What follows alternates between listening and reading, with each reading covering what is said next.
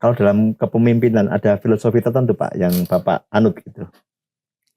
Saya pernah share ke Mas Ilham waktu itu ya, yang filosofi tidak ada pelaut yang tenang, atau ulung dari laut yang tenang. Itu filosofi yang selalu saya pegang. Karena apa? Karena kadang-kadang orang kepingin jadi pemimpin, tapi ngelihat sudah jadi pemimpinnya aja. Dia nggak pernah melihat bagaimana susahnya di awal-awal membangun karir. Jadi filosofi ini selalu saya tekankan ke teman-teman saya. Kalau dia punya masalah, ya itu pasti bagian dari pengkayaan. Dia punya masalah bagian dari dia mengasah mentalnya dia. Jadi filosofinya ya kalau ada tantangan, ya berarti Anda masih berjalan maju gitu, masih menanjak. Kalau orang mau naik itu pasti jalannya nanjak, pasti berat Pak. Tapi kalau jalannya turun, kerja tuh kayaknya santai-santai aja, antara dua atau jalan datar atau jalannya menurun. Ya menuju sampai di mana kalau jalan datar dan menurun. Ya kita melihatnya kalau kamu punya tantangan, setiap saat ada pekerjaan berat, target tambah tinggi, nah itu kan berarti harusnya tantangan. Jadi buat teman-teman di BSI, target tambah tinggi, saya berarti masih maju itu. Masih maju. Oh tuh kayak gitu. Jadi kalau target ditambah, jangan mengeluh. Itu artinya kita bergerak maju Pak ya. Maju, menanjak kan. Menanjak. Jalan nanjak kan berat loh. Iya, tapi kita harus menanjak kalau ingin mencapai puncak ya Pak. Betul. Ada tokoh idola tertentu gitu yang menginspirasi Bapak selama berkarir? Saya itu, salah satu idola saya Pak Habibie. Oh Pak Habibie. Pak Habibie itu menurut saya sosok yang lengkap ya. Dari sisi intelektual sangat kuat, dari sisi spiritual juga kuat, dan sangat humble kan. Di posisi tertinggi sangat humble. Kan nggak banyak pemimpin-pemimpin yang begitu sampai puncak tuh humble. Dulunya mungkin humble, begitu sampai puncak terus berubah gitu kan. Nah itu banyak. Nah saya Pak Habibie tetap seperti itu. Jadi spiritual, intelektual, dan tetap humble. Menurut saya itu kombinasi yang luar biasa. Saran Bapak atau nasihat Bapak untuk anak muda yang baru berkarir? Iya. Saran Bapak, pesanan Bapak. Pesan saya sama, bahwa untuk menapaki karir itu nggak ada jalan pintas. Dan kadang nggak ada jalan pintas, nggak ada jalan gampang, maka setiap ada hambatan, ada yang terjal di depan, ya jalani aja. Integritas pasti harus dipegang. Integriti itu penting. Dan buat anak-anak muda, loyalitas jadi penting. Anak-anak muda biasanya mereka kan fast learner ya, cepat belajar, tapi less loyal gitu. Gampang pindah, gampang putus asa. Kan sekarang saya dengar ada satu idiom seperti strawberry generation gitu. Bagus, keren, warnanya indah, tapi begitu jatuh sedikit pecah gitu kan.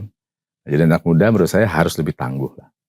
Lebih nggak boleh cengeng lah, kira-kira begitu. Anak muda kalau mau punya karir yang bagus, karir yang tinggi, tentu harus punya mental yang kuat. Dan punya endurance yang kuat juga. Nggak hanya endurance mental, tapi endurance fisik juga. Nggak bisa sebentar-sebentar dikasih challenge terus sakit, sebentar-sebentar terus healing gitu kan, susah juga. Gitu. Iya.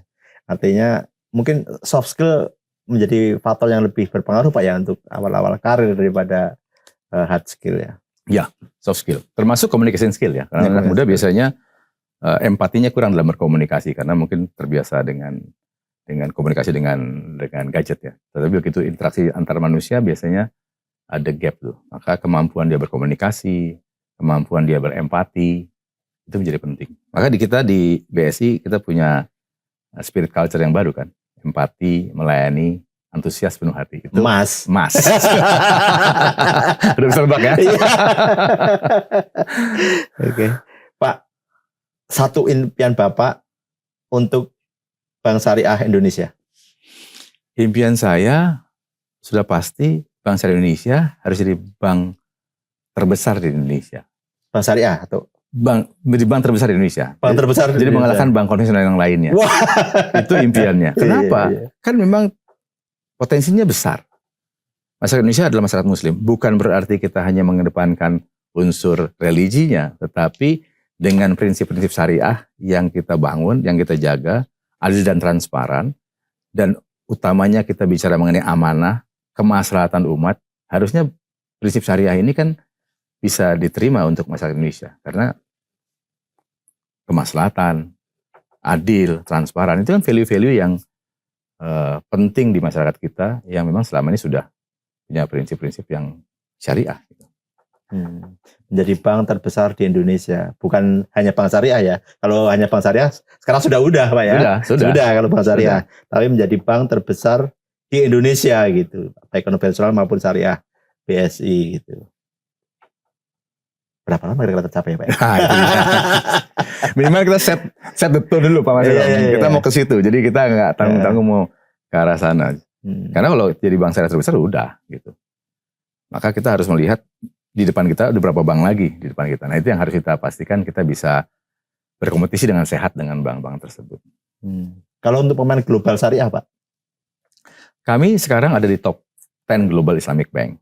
Di tahun 2030 kita menuju ke top 5 Global Islamic Bank. Jadi untuk menjadi top 5, kita kepingin di tahun 2030, nanti kita lihat lagi di top nomor 1 di tahun berapa. Tapi paling tidak menjadi top 5 kita udah set.